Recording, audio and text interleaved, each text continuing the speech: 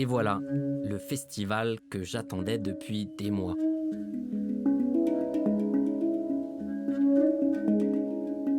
Ici, on est au Handpanam, le premier festival dédié à ça. Voilà l'espèce de carapace en métal qui m'a amené ici.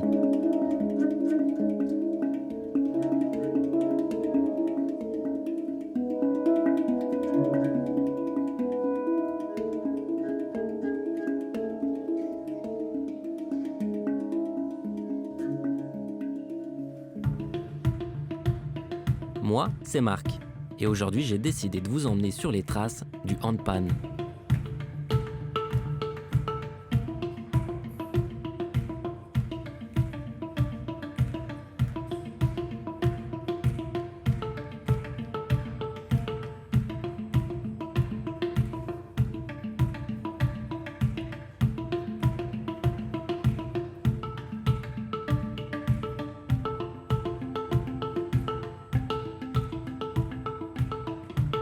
L'événement est organisé par Claim. Ici, on est à l'Archipel, une ancienne église désaffectée du nord de Paris, devenue centre d'hébergement d'urgence.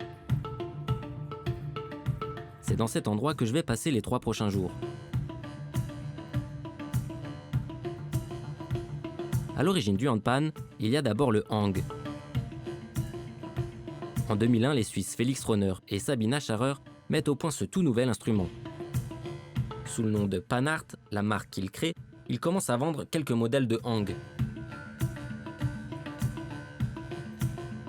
Il s'agit de 2 demi-sphères de tôle assemblées, dont les renfoncements de la partie supérieure forment une gamme de notes.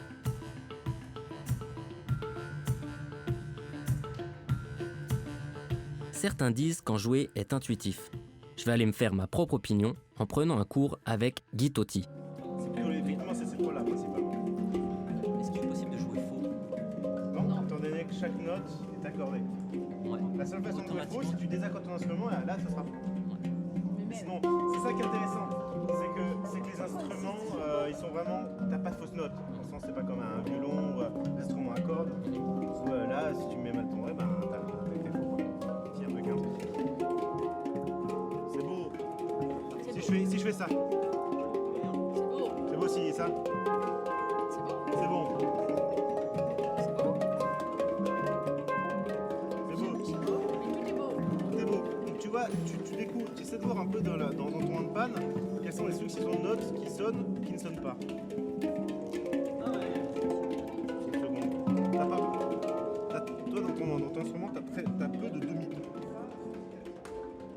Bon, c'est peut-être impossible de faire des fausses notes avec un hang, mais c'est pas si évident que ça.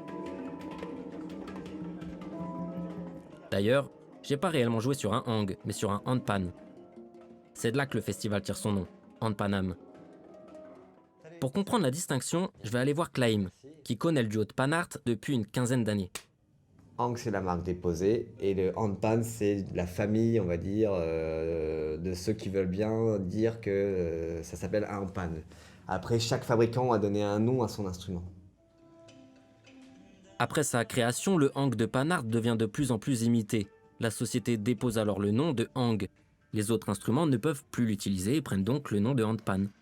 La compagnie Panart, quand ils se sont rendus compte que beaucoup de gens les plagiaient trait pour trait, gramme pour gramme, gamme pour gamme, note pour note, ils se sont dit que c'était pas tout à fait honnête de la part des gens qui les ont copiés. Donc ils ont essayé de breveter leur instrument.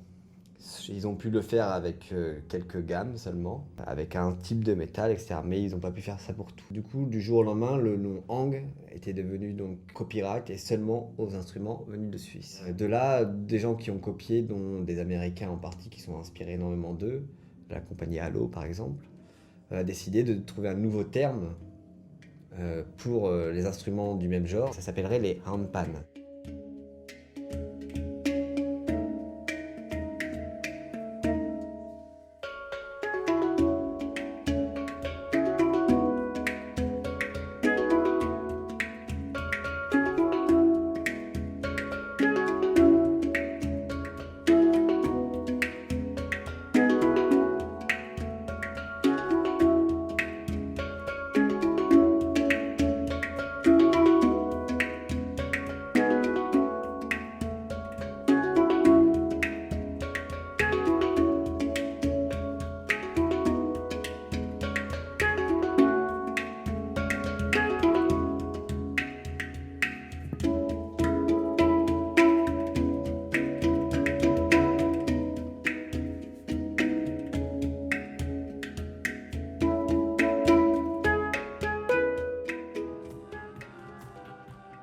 la découverte du hang s'est accompagnée d'un mystérieux phénomène.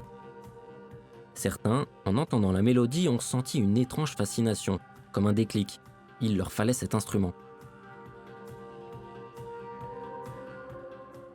C'est vraiment quelque chose d'extraordinaire, quoi. Je sais pas, c'est une découverte, tout d'un coup, quelque chose de très doux, de très apaisant et je sais pas, c'est très pur comme son, donc on est très vite absorbé.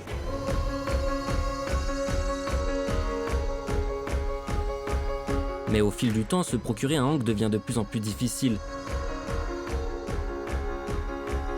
Ces dernières années, Sabina Scharrer et Félix Rohner n'en fabriquent plus qu'au compte-gouttes.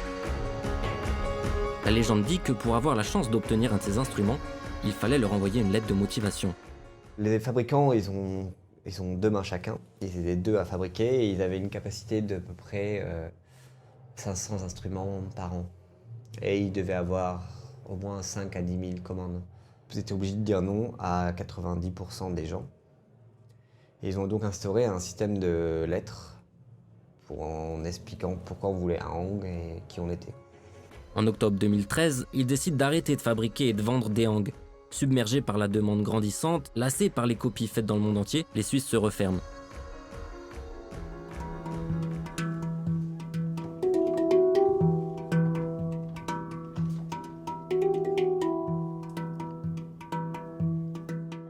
Le hang et le handpan sont des instruments qui ne sont encore que peu démocratisés.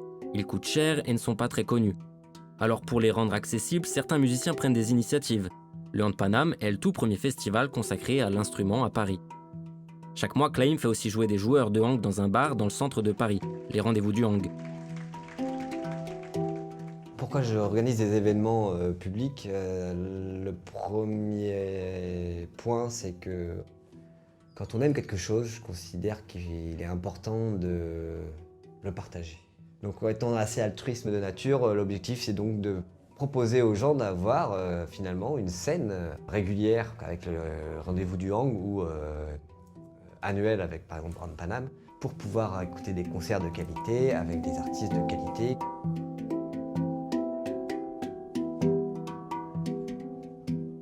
Peu de gens connaissent encore le monde du hang et du handpan, donc c'est pas toujours simple.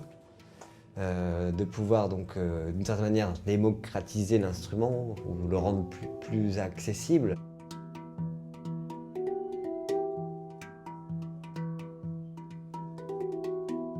C'est une opportunité formidable d'apprendre des autres leur technique de jeu, échanger tout son vécu. Et ça nous ouvre d'autres possibilités, ça nous ouvre des portes sur nos techniques à nous.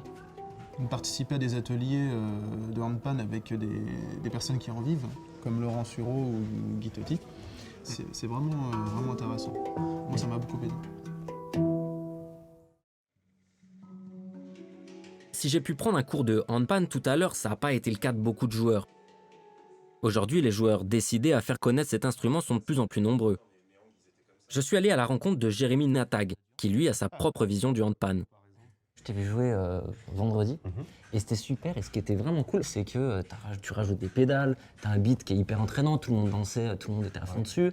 T'as un clavier à côté de toi, t'as des chaussures qui clignotent. Quand j'ai commencé à me dire peut-être que je vais faire de la scène finalement et commencer à travailler avec cet instrument, très vite, en voyant les vidéos, en voyant le travail de personnes qui étaient là bien avant moi, j'ai compris que c'était déjà bien exploré, le côté je joue du pan tout seul. Et je me suis dit, je sais faire plein de choses aussi avec mes pieds, je suis batteur. Effectivement, je sais aussi jouer un peu de clavier, j'ai plein d'idées. Mais surtout, dès le début, je me suis dit, faisons quelque chose de nouveau. Et qu'est-ce qui pourrait être vraiment frais et vivifiant et donner aux gens le smile. Quand les gens dansent et qu'ils sourient, pour moi, c'est le but ultime de ma musique.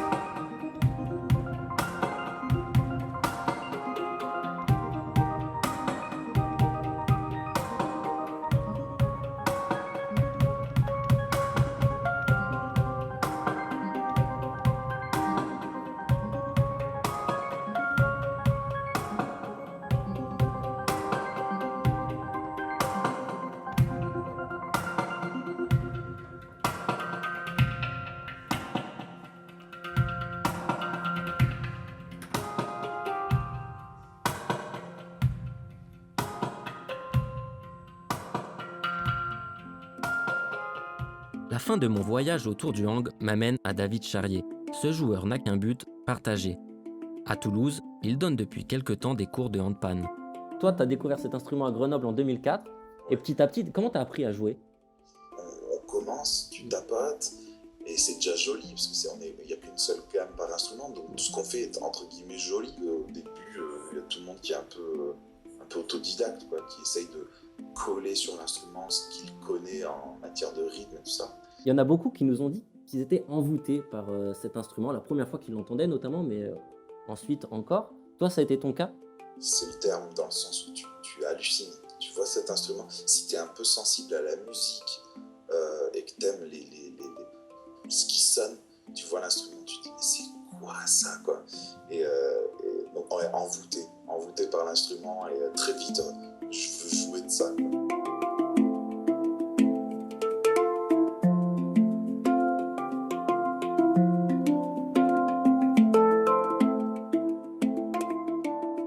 Tu as découvert ça il y a 12 ans, mais ensuite tu as continué à évoluer et là tu donnes des cours.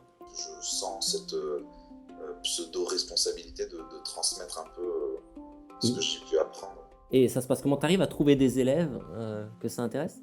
Ouais, vraiment le paysage du handpan a changé, hein. Maintenant il y a de plus en plus de gens qui ont des instruments, donc tu arrives à avoir 2-3 personnes déjà dans ta ville ou dans la région, quoi. Donc moi je suis vers Toulouse, il y a un peu de monde, donc je donne des cours soit par Skype. Ah oui. C'est possible. Aujourd'hui là je te passe un handpan, tu vas dans la rue, tu tapotes comme ça, mais tu as 20 personnes autour de toi en 2 secondes. Et imagine, il y a 5-10 ans, tu jouais dans la rue et tu étais sûr que personne ne connaissait.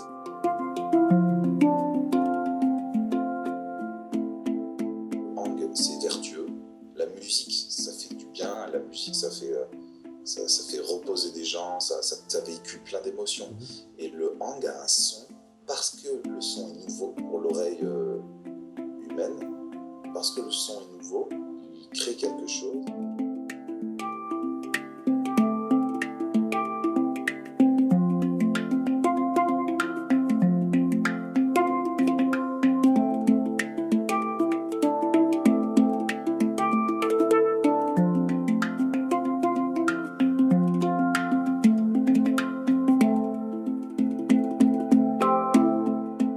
J'aimerais bien que tout le monde en ait un, enfin tous ceux qui le souhaitent, et que chacun puisse développer son jeu, son style, qu'on puisse échanger et se tirer vers le haut.